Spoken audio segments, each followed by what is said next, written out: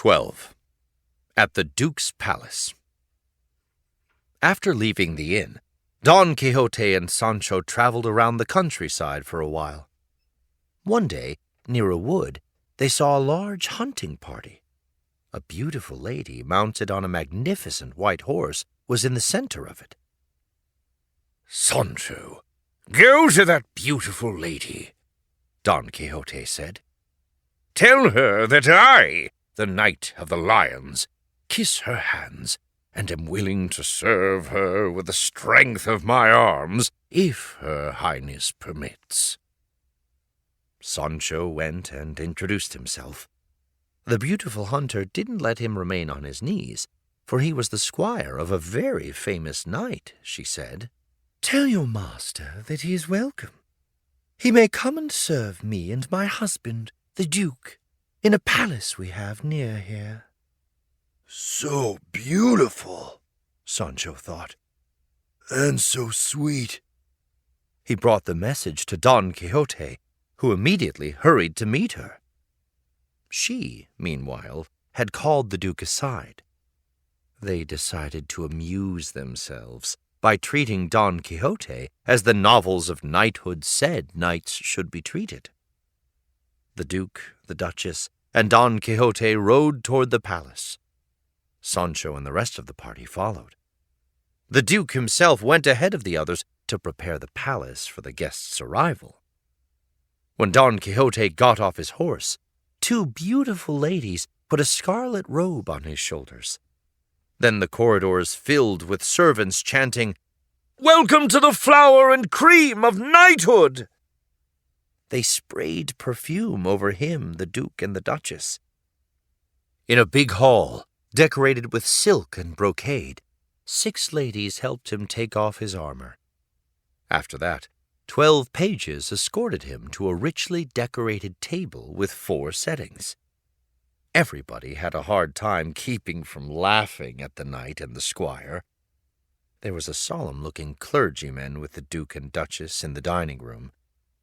Don Quixote was asked to sit at the head of the table. The clergyman sat opposite him, with the Duke on one side and the Duchess on the other. The Duchess wanted to know about Dulcinea. "Have you sent her any giants lately to pay respects, dear Don Quixote?" she asked. "Yes, your highness," he confessed. "But my luck is such that one of my enemies has transformed her into an ordinary farm girl." The serious-minded priest, hearing all that talk about giants and enchantments, imagined that this must be the hero of the book the Duke liked to read often.